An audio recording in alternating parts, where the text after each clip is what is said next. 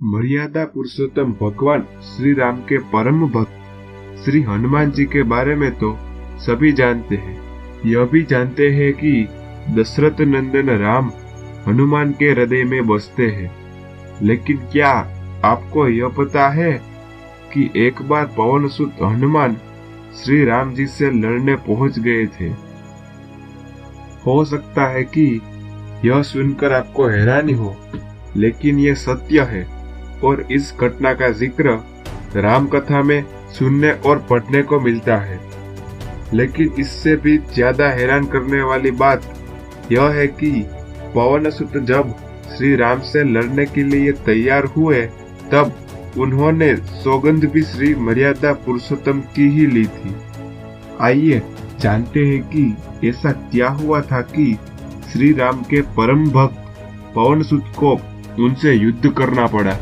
अगर आप हमारी चैनल पर नए हैं तो चैनल को सब्सक्राइब कीजिए और पास में दी गई बेल आइकन को प्रेस करें।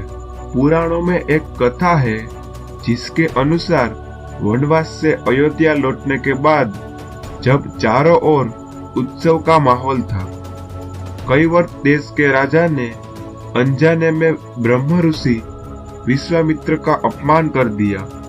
इस अपमान से नाराज होकर विश्वामित्र ने राम को उस राजा को मृत्यु दंड देने का आदेश दिया। गुरु के आदेश की पालना करते हुए राम ने सूर्यास्त से पहले राजा के वध का प्रण ले लिया। राम के प्रण को सुनकर राजा के तो प्राण सूख गए। वह किसी शुभ चिंतक की सलाह पर बजरंगबली के घर के बाहर जाकर रोने लगे। उनके रोने की आवाज सुनकर माता अंजनी बाहर आई। चिंतक ने कहा, माता मुझे बचा लीजिए, अन्यथा विश्वामित्र जी मुझे मार डालेंगे। इस पर माता अंजनी ने चिंतक को अपने प्राण बचाने का वचन दिया। उन्होंने कहा कि तुम शरण में हो, तुम्हें कोई नहीं मार सकता। इसके बाद राजा चिंतक को विश्राम करने के लिए कहा। शाम ढले जब हनुमान जी माता अंजनी के पास पहुंचे तो उन्होंने सारी बात बताई। लेकिन सुकंत को बुलाने से पहले ही पवन सुत से कहा कि तुम पहले सौगंध लो। तब श्री हनुमान जी ने कहा कि वह श्री राम के चरणों की सौगंध लेते हैं कि वह सुकंत के प्राण की रक्षा करेंगे।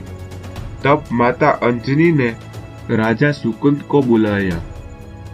सुकंत राजा आने पर हनुमान जी ने पूछा, आपको कौन मारना चाहता है? तब सुकंत ने बताया कि उन्हें भगवान श्री राम मारने वाले हैं। इतना सुनते ही माता अंजनी हैरान रह गई। उन्होंने कहा कि आपने तो विश्वामित्र जी का नाम लिया था। तब राजा ने कहा कि नहीं, वो तो मरवा डालना चाहते हैं, लेकिन मारेंगे तो भगवान श्री राम ही। जब श्री राम गुरु का आदेश मानते हुए राजा सुकंत को मारने जाते हैं, तब हनुमान जी उनकी रक्षा हेतु आते हैं और दोनों अपने अपने वचन को निभाते हैं और युद्ध करते हैं।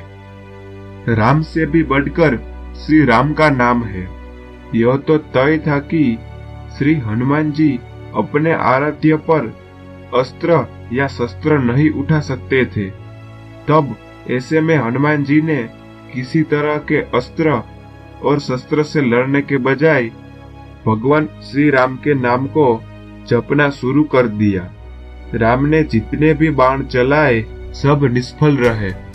ऐसे में विश्वामित्र भगवान हनुमान की श्रद्धा भक्ति और रक्षक को दिए गए वचन को देखकर विस्मित रह गए और हनुमान जी की इस भक्ति को देखते हुए उन्होंने भगवान राम को इस धर्म संकट से मुक्ति दिलाई। उन्होंने श्री राम को युद्ध रोकने का आदेश देकर राजा सुकंत को जीवन दान दिया। इस तरह से दोनों के ही वचन की रक्षा हो गई और युद्ध टल गया। तो दोस्तों, हमारे वीडियो से दी गई जानकारी आपको कैसी लगी कमेंट में जरूर बताएं और वीडियो को अपने फ्रेंड्स में शेयर करना ना भूलें। तब तक के लिए जय श्री